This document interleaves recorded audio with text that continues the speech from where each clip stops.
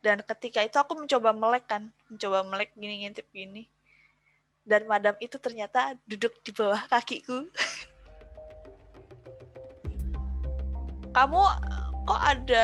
Kamu ngerasa ada yang ini nggak nempel? Ada, Mas. Aku nanya ke dia.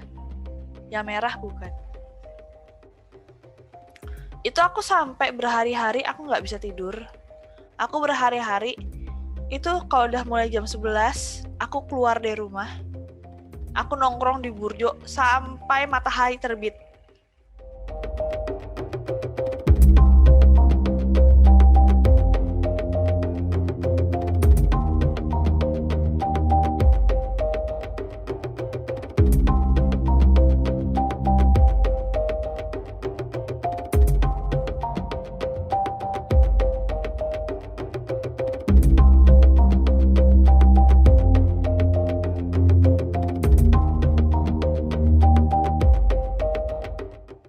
Dan mungkin emang apa ya, niat awal kami mungkin emang nggak begitu bagus, kita pengen tahu. Yowes sekalian tak kasih tahu gitu. Waktu apa namanya, kakaknya teman kami itu ngasih tahu ada anak kecil, terus aku langsung kayak dek, wah iki ada anak kecil sama ibunya, dek langsung ya. Berarti yang tadi itu aku nggak halu. Terus aku nanya, ada siapa lagi gitu kan? Itu di dekat mbaknya tuh, di dekat aku katanya. Ada madam, ada cewek Belanda katanya gitu. Aku nanya, madam apa noni mbak? Kayak madam gitu kan. Terus aku nanya, mbak rambutnya kayak gimana? Rambutnya itu loh kayak di film-film tuh yang rambutnya dicepol ke atas. Berarti aku itu bukan halusinasi. Sebenarnya bagian terseram dari apa ya? Bagian terseram dari cerita horor adalah ketika orang mengafirmasi, Mas. Buat aku ya. Kalau misalnya nggak ada yang mengafirmasi, kan aku mikir, itu berarti cuma bayang-bayang gue doang. Tapi ternyata kalau misalnya ada yang mengafirmasi, waduh, beneran. Lebih ayam ya kalau orang nggak yang mengiyakan gitu ya. Ya kayak lebih ayam, oh ya udah berarti emang gue kebanyakan nonton film horor nih gitu kan. Cuma takut sendiri aja, tapi gitu ada yang afirmasi, it's like, wah iki. Iya, benar-benar. Terus Kamu benar-benar digangguin intinya. iya bener-bener wah aku, dan saat itu aku ngerasa aku kayak udah lemah gitu kan, tapi aku nggak boleh kalah, aku masih punya Tuhan kok, aku masih ada Tuhan gitu kan. Terus temanku itu bawa HP-nya keluar, mbak ada apa aja mbak? Terus loh kok itu ada yang merah? Kalian di mana sih kok ada yang merah segala macam gitu. Aku mencoba untuk menguatkan hati aku doa. Saat itu aku doa rosario kan. Terus pas aku doa, aku bilang gini, Tuhan tolong lindungi kami semua yang ada di sini, dan jikalau Engkau berkenan, berikanlah kerahiman-Mu untuk sosok-sosok makhluk-makhluk-Mu yang ada di sini. Barangkali mereka membutuhkan apa ya, terang-Mu untuk sampai ke sana gitu kan. Terus aku di sini cuman mau liburan, aku cuman mau jalan-jalan, aku cuma pengen istirahat, Tuhan tolong lindungi kami semua. Terus waktu itu aku mendoakan kayak gini, Tuhan ini ada sosok ini di sini, ada sosok ini di sini, ada sosok ini di sini. Aku nggak kenal mereka, tapi Tuhan kenal mereka. Kalau Tuhan berkenan, tolong kasih cahayamu untuk mereka gitu. Dan aku doa kayak gitu, aku waktu doa tuh nangis takut. Padahal kan sebenarnya kan ketika kita berdoa kita nggak boleh takut. Kita harus apa ya? Yang mereka takutkan itu bukanlah kata-kata kita, bukan isi dari doa. Yang mereka takutkan sebenarnya iman. Jadi mau aku hafal doa seberapa banyak, mau aku komat kami seberapa banyak, kalau nggak ada iman dari sini, ya sama aja gitu. Terus ketika aku udah selesai doa, aku ngerasa udah lebih tenang, aku pasang earphone, aku setel lagu rohani, lagu apapun yang bisa bikin aku tidur. Pokoknya aku mau tidur. Akhirnya tuh saya udah kan aku tidur, teman-temanku mungkin masih belum bisa tidur ya. Ya udah lampu mati tapi TV nyala, setidaknya ada cahaya. Pas tidur, aku merasa jauh lebih tenang. Kan aku tidurnya kita sekasur berdua. Aku tidur gitu, aku miring ke kanan, tidurku miring. Nah, ketika aku nggak tahu apakah itu mimpi atau bukan. Tapi aku mimpi, aku sedang duduk dengan si madam. Aku lagi duduk dengan madam berdua, dan madam itu cuma bilang, makasih udah doa. Dan makasih mendoakan kami juga yang ada di sini. Malam ini kamu udah aman, kamu tidurlah. Dan ketika itu aku mencoba melek gini, ngintip gini. Dan madam itu ternyata duduk di bawah kakiku. Buset. Sampai keselak. Jadi dia beneran muncul lagi. dia muncul bener. lagi. Dan dia beneran istilahnya apa ya, kayak kamu tidur, ada orang duduk di kakimu. Dan itu ya iya, beliau duduk di situ. Berarti dia marah banget ya, maksudnya kalian kan cuma cerita-cerita horor, berarti dia tuh marah banget ya. Sebenarnya mungkin gini kali ya, kita emang mungkin cerita horor, tapi kita cerita horor tentang sesuatu yang ada di situ. Dan mungkin dalam hati kita itu ada terselip, gue penasaran, gue pengen tahu mana sih yang katanya serem gitu. Jadi somehow it's like kita nantangin nantang juga ya. gitu. Semacam mau uji nyali kali ya. Semacam mau uji nyali. Nah, sebenarnya kan kalau dari yang aku baca, dari yang aku lihat, itu kan mereka merasakan yang di sini. Energi yang dari sini. Jadi mereka tahu kita apakah punya niat baik atau kita punya niat jahat. Atau kita punya niat yang nggak baik lah gitu. Dan cuman aku begitu aku melihat madamnya di situ, ya udah aku kayak ya wes lah, aku cuma mikir gini, ya wes aku dijagain sama madam, mikirnya gitu aja. Oh ya udah nggak apa-apa madam, situ aja nggak apa-apa, jagain ya madam gitu. Tunggu, begitu dia dia duduk tuh di kaki kamu, duduk di kaki ngeliatin kamu gitu, tetap ngeliatin. Enggak ngeliatin nggak ngomong ya, coba ngomong enggak, itu enggak ya? Enggak. Aku merasa dia ngomong ketika aku tutup mata.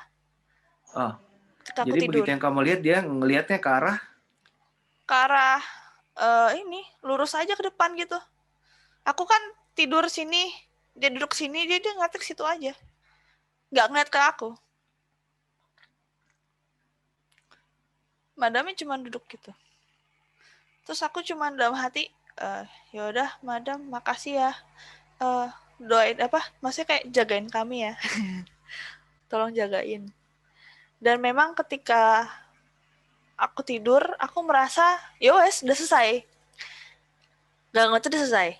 Cuman malam itu emang panjang banget rasanya. Aku tidur bentar, baru bangun-bangun kok masih jam 2 gitu. Coba tidur lagi. Nah, ternyata saat aku tidur, ketika gangguan untukku selesai, temanku yang diganggu. Teman-temanku semua merasakan. Jadi ada yang temanku yang kakinya itu diginiin. Dan itu dia merasakan secara fisik. Kakinya diginiin.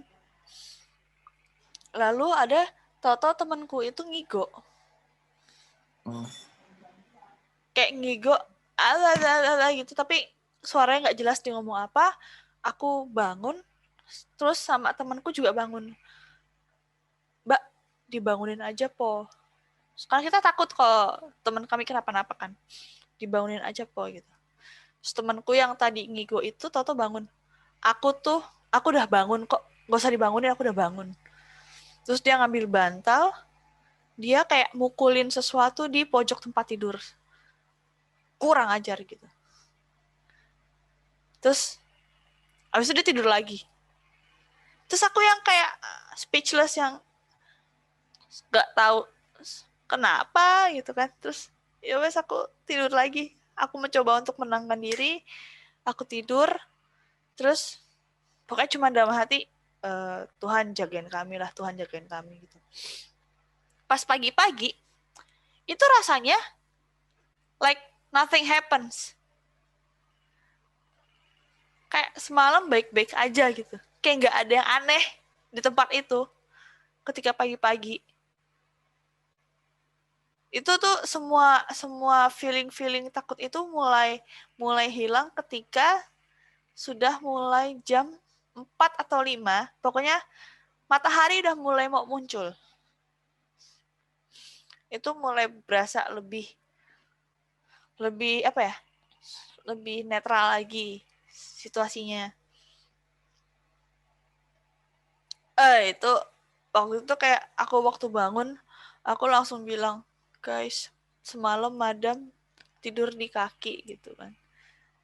Dan temanku yang tidur samping aku bilang, iya, itu bukan aku doang yang lihat. Terus temanku langsung, aku nanya, Mas, kamu kemarin ngigo kenapa? Gitu. Dia bilang, aku tuh nggak ngigo, aku tuh doa. Cuman yang keluar itu, soalnya waktu dia tidur, dia ngeliat kayak ada asap hitam gitu kan, jatuh dari atas, terus begitu ke bawah membentuk sesuatu. Nah, makanya dia langsung doa gitu, tapi yang keluar dari mulutnya seperti itu. Lalu dia ngambil bantal, dia langsung bilang, pergi lo sono gitu, kayak. Membentuk apa tuh kalau itu yang dia? Nggak tahu. Cuma ada asap, beng, terus dia membentuk ke atas gini. Tapi nggak tahu bentuknya apa.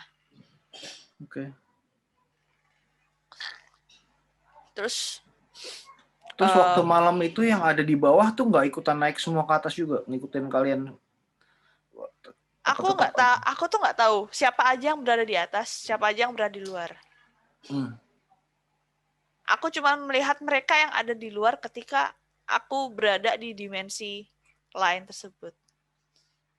Yang waktu itu aku bilang, rasanya kayak di Insidious. Itu kalau misalnya temanku nggak bilang, guys, ada noni Belanda, aku akan menganggap itu cuma halusinasi. Gue kebanyakan nonton film horor. Tapi karena apa yang aku lihat, temanku juga melihat, di situ aku drop. Karena berarti aku nggak halusinasi. Karena berarti itu yang beneran ada. Itu yang bikin aku drop. Gitu. Dan ternyata ya udah kan, udah selesai dari situ, kita jalan-jalan, kita menikmati hidup, terus kayak udahlah, dilupakan lah. Kita mencoba untuk melupakan yang terjadi saat itu, tapi ternyata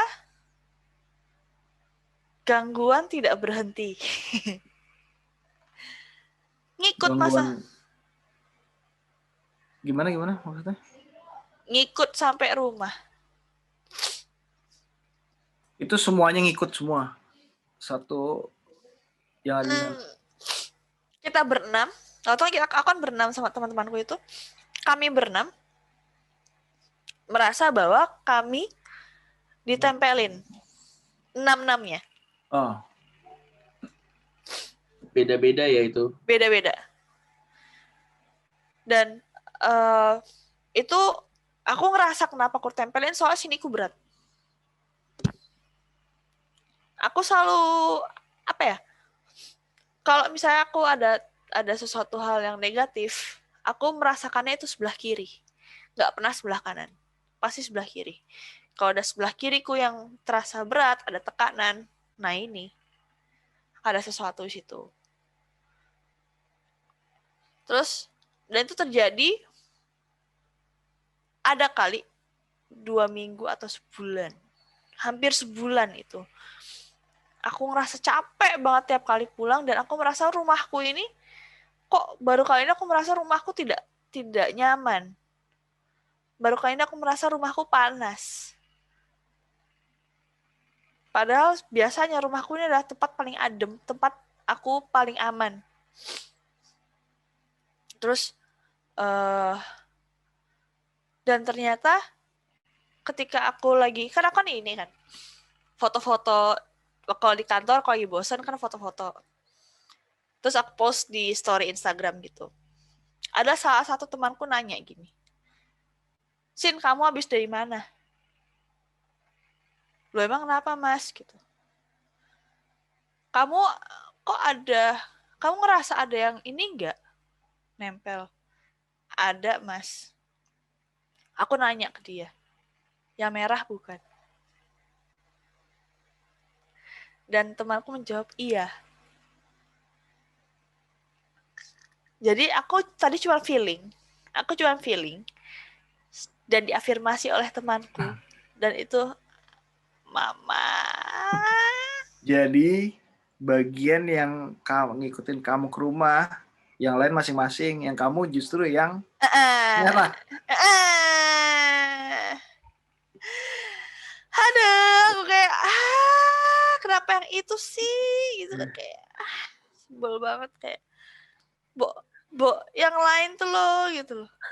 Yang lain ya semoga, ya enggak juga. Beneran nggak ada sama sekali kan? Apa? Kamu milih-milih. Nggak, maksudnya kayak kenapa yang itu gitu loh. Aku mencoba untuk nanya ke temanku mencoba untuk membersihkan. Tak kirim macanku ke sana ya gitu. Terus dia kirim ke sini, terus dia bilang katanya aku udah lebih dibersihkan. Nah, cuman ini pertanyaannya adalah apakah aku dibersihkan, atau ketika dia mengirimkan temannya itu buat nolongin aku, si sosok itu cuma kabur bentar. Nah, ternyata sosok itu cuma kabur bentar. Itu aku sampai berhari-hari aku nggak bisa tidur. Aku berhari-hari, itu kalau udah mulai jam 11, aku keluar dari rumah. Aku nongkrong di Burjo sampai matahari terbit. Karena aku beneran nggak nyaman di rumah sama sekali. Itu berapa hari tuh kamu ngabur gitu? Adalah 1-2 minggu. Itu ada prosesnya lama. Ya selama 1-2 minggu itu kan pasti kamu akhirnya ke rumah, kamu mandi segala macam, kamu ada dandan, itu dia nggak pernah menampakkan sosoknya? Nggak pernah. Jadi itu gini, kembali lagi, aku tidak pernah melihat pakai mata kepala. Ya cuman saat itu doang, saat itu aku ngeliat pakai mata kepala, itu pun kayak hologram ngeblur gitu loh. Karena aku tidak pernah melihat pakai mata kepala, jadi kadang-kadang aku denial. Itu nggak ada kok. Cuman bayang-bayang gue doang. Cuman saat itu aku kayak penasaran. Mas, yang ngikutin gue merah bukan? Gitu. Dan temanku mengatakan iya. Berarti kan laiki. Berarti emang kayak aku nggak halu. memang si sosok oknum ini yang membuat aku selama ini ngerasa capek.